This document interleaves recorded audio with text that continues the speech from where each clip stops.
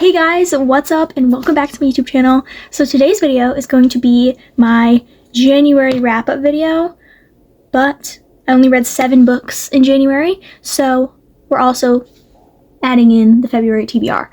So let's get right into this. Starting off with my January reading stats, I read a total of 7 books, as I said.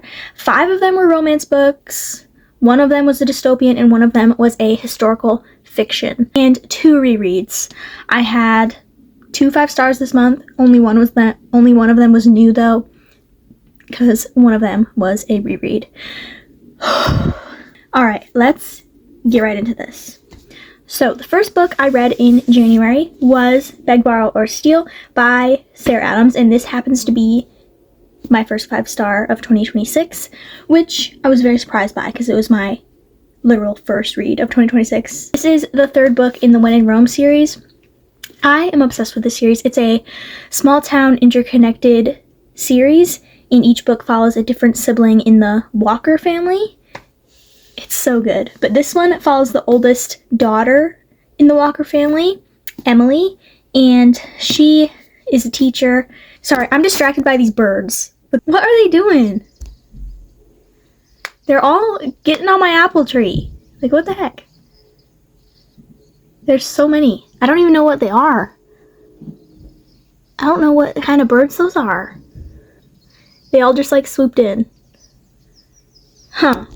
So sorry if you can hear those birds chirping, I guess, because they're kind of loud.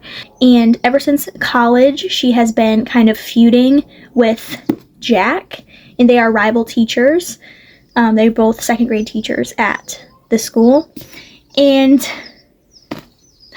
Emily's just like known as being like perfect, like she's dependable by her family, like all this stuff, and she just feels like kind of sad because all of her siblings are kind of like they're doing good in life. Like her sister Madison is off at culinary school, Annie and Will are like doing well in life, they're thriving, and she's just kind of there, you know, since her sisters have moved out of her house, she's there all alone, and so she's just kind of sad.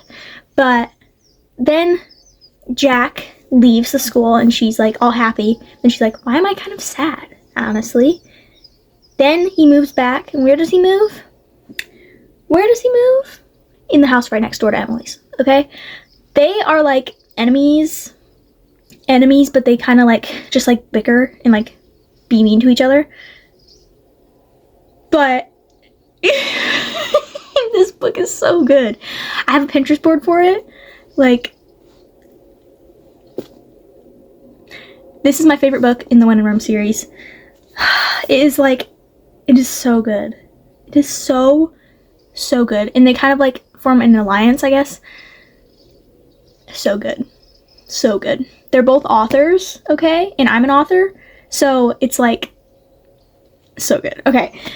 Please read this. I rate it 5 stars. It is a great small town romance, rivals to lovers, like, oh, so good. Then I read Crossed, which is the 2nd book in the Matched trilogy. I read Matched in December. Fell in love with it. So then I bought the other 2 books in the series, and this was significantly worse than the first one. I still enjoyed it for the most part. I just found myself like very, very bored, and like I didn't really care. So that's no fun, but I still rated it 3.75 stars. This is a dystopian series where either match with a partner, said you are like you're never getting a partner, you don't qualify to have a match, or yeah, it's that, and she gets matched with someone. I can't say that's spoiler, but like it just evolves from there. She's kind of like going against the government, which all dystopian books kind of do, but very good. The first book was very good. This one definitely not as much, but still rated 3.75 stars. Then I read I Loved You in Another Life. This was for my library book club. It was kind of an interesting premise. Not my vibe. Like, it could have been executed so well, but it really wasn't. It's there's these birds. There's this bird, ironically, birds outside my window right now, but there's this bird and it brings people together with its songs. So it's dual point of view following these two characters, and they start hearing this mysterious song that only the two of them can hear. Then they come together because they can hear this song and fall in love. And then it shows like different timelines of them in like different bodies falling in love, like being different people. I don't know. I feel like it was not executed well, and if it was executed well, it would have been so good. But it was interesting. So I rated it 3.75 stars. That's all I gotta say. Then I read the fourth and final book in the When in Rome series, In Your Dreams, which came out in December. This follows Madison, and this is the middle sister of the Walker family, and James, Madison's older brother Noah's best friend, and they're like family friend. He's a farmer. Okay, he's a farmer.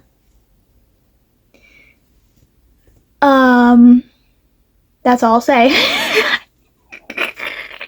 Anyway, can't give away my secrets. But, so, he has been in love with her for quite a long time. She's at culinary school, and graduates culinary school, but she doesn't want to go home because her family all think she's this successful chef, and they're all doing good and whatever. They all have their partners. They're all in love and like flourishing, and she's like culinary school wasn't what she thought it was gonna be. But she accidentally calls James, and he's like, and like explains her situation. He's like, "Come home. I'm building a restaurant on my farm." That's all I'll say. But this was so good. Like, I was giggling. I was kicking my feet. It was superb. But I rated this 4.5 stars because there's 4 books in the series. They're behind me. I don't know if it'll focus, actually, but it's the second shelf here. But there's When in Rome, Practice Makes Perfect, Beg, Borrow, or Steal, and then this one. And in the first 3 books, there was like not any of this stuff mentioned, and then in this one, they just like throw it all out there, all randomly. I'm like, I don't like this, okay? But for the most part, it was a good book. But I took my rating down from what I thought would be 5 stars to a 4.5 stars because of these things. But definitely a good book. Definitely pick it up. Definitely pick up the series. I love it. And this cover is just stunning. Then I reread The Fault in Our Stars because I've been missing these characters, and I guess I felt like torturing myself. I don't know. But I wanted to reread this one before I continued on with John Green's other work. So I reread it and I annotated it. So yeah, I love this book so much. It's 5 stars. It definitely didn't hit as hard on the second time around. Definitely because I knew what was coming. I knew all the twists. I saw all the foreshadowing. So I probably won't reread it again, but it will always have a special place in my heart. And it's definitely 5 stars. I think about it all the time, but yeah. Anyways, this follows Hazel, and Hazel has lung cancer, and she is going to die. She's terminal, but she doesn't know exactly how long she has. She's just kind of like writing it out. And then there's Augustus, and he had cancer at one time, and he lost his leg to it, but he is cancer-free now. And they meet at Hazel's cancer support group, and then Augustus is instantly in love with Hazel, and Hazel's like, "You can't really love me because I'm gonna die. I don't want to hurt you." And it just follows them through that, and such a masterpiece of a book. But yeah, 5 stars. Definitely pick this up. If you don't know anything about this book, pick it up knowing nothing. If you like sad books, like, you will literally bawl. Like, I knew what happened, and I still cried the second time. Anyways, Fault in Our Stars, literary masterpiece, John Green. I cannot wait to continue with your work.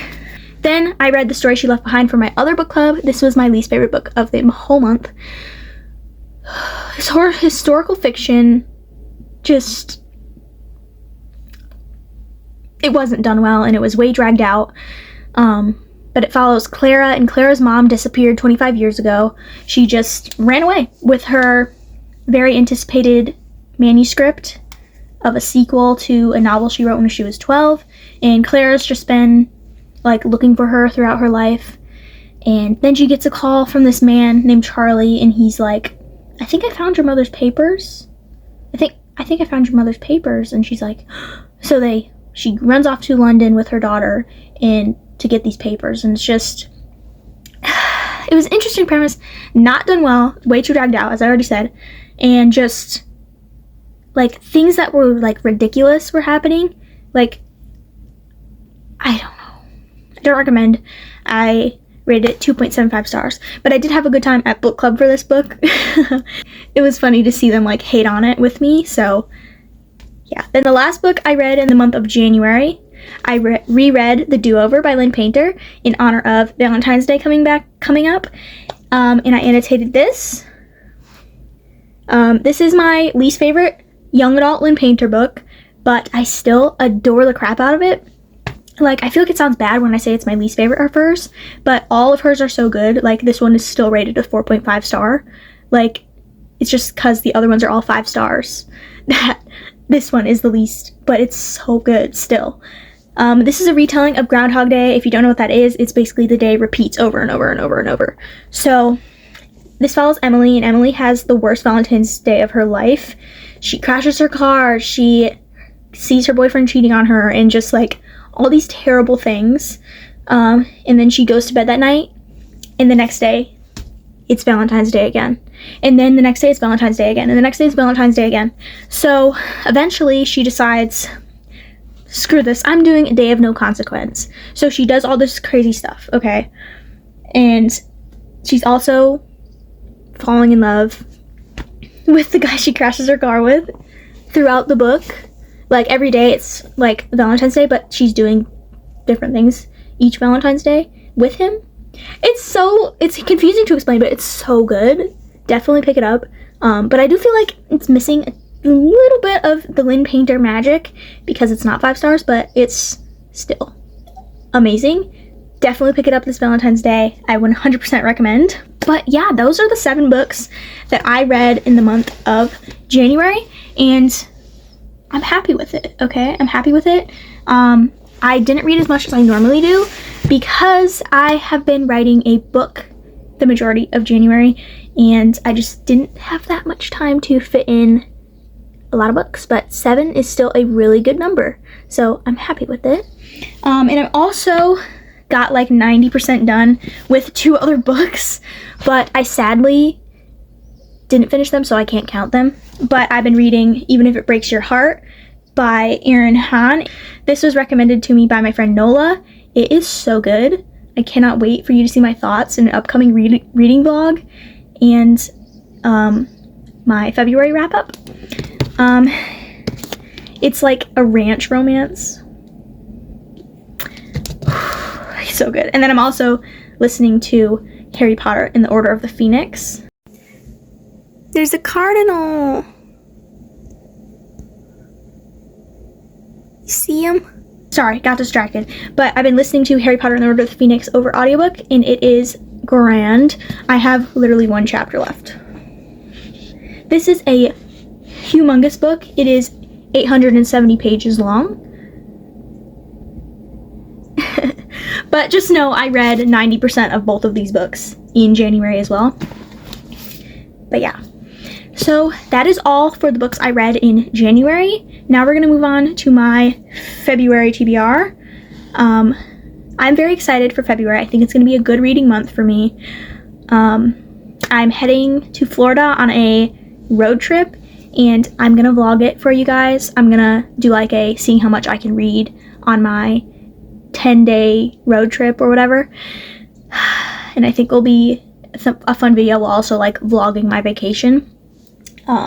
So the books I know that I'm bringing on the road trip are John Green's An Abundance of Catherines and John Green's Paper Towns, which I know are both road trip books. So yeah, and they're both pretty short. This one's under 300 pages. I think this one's like just over the 300 page mark. So they should be good books to like fly through on the road. Those two, and then we have this big stack here that I'm gonna show you pretty quickly. So we have Grumpy Darling, which I've been meaning to get to for a while, and since where I live right now it is in the midst of a snowstorm, and we're getting another one. So, and this is hockey, and the first book was very wintry, so I want to get into this. And the third book is coming out in April, so I want to have this read before that comes out. Then this one is a called Meet Cute, A Countdown to Valentine's Day. There's 14 short stories in here, one for each day leading up to Valentine's Day. It's February 2nd when I'm filming this video, and I forgot to read the first one yesterday, so I'm gonna have to catch up today. But yeah, it's just like 14 different romance stories by 14 different authors, so I'm excited about this, and they're kind of like sealed, you see, so I'm excited for that. Then we have Keeping 13 by Chloe Walsh, the second book in the Boys Atomic series. I have been anticipating this book for so long. It's just kind of intimidating to me because it is 700 pages. It doesn't look like that because the pages are so thin, but I love the first one so much, and I shouldn't have put this off for so long. So I'm going to try and get to it before I go on vacation. And then after that chunker, we'll maybe get to the second Giver book, Gathering Blue, which is short and it's a children's book, dystopian. The first one went really fast, so I thought this would be a good like palate cleanser after such a big book. And then also I want to finish off the Match trilogy with Reached, but this is also a big 500-page book. And if the reviews are correct, it is not much better than the second one, so I'm kind of nervous to pick this one up, but we shall see how it is. And then I possibly will listen to Harry Potter and the Half-Blood Prince over, so we shall see. I do want to finish off this series soon, and I'm really, really enjoying the 5th book, so. And I'm hoping to finish all of these before I hit the road on my vacation. We leave February 20th, so this will give me 20 days to read all these. We'll see. We'll see. Yeah, there's a new reading blog coming soon, so look out for that. And thank you so much for watching. I love and appreciate you. Make sure you like this video if you liked it, subscribe if you want to, and share this video to your friends if they like books. And yeah, look out for my reading blog, and I will see you guys in the next one. Thank you so much for watching. Peace! Do I ever cross your mind? Yes, you still cross mine.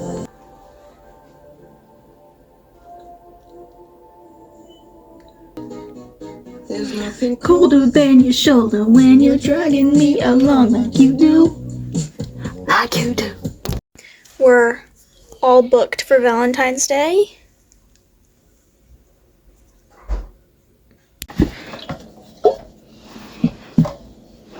Ow. I've been sitting on my feet the whole time, they're numb.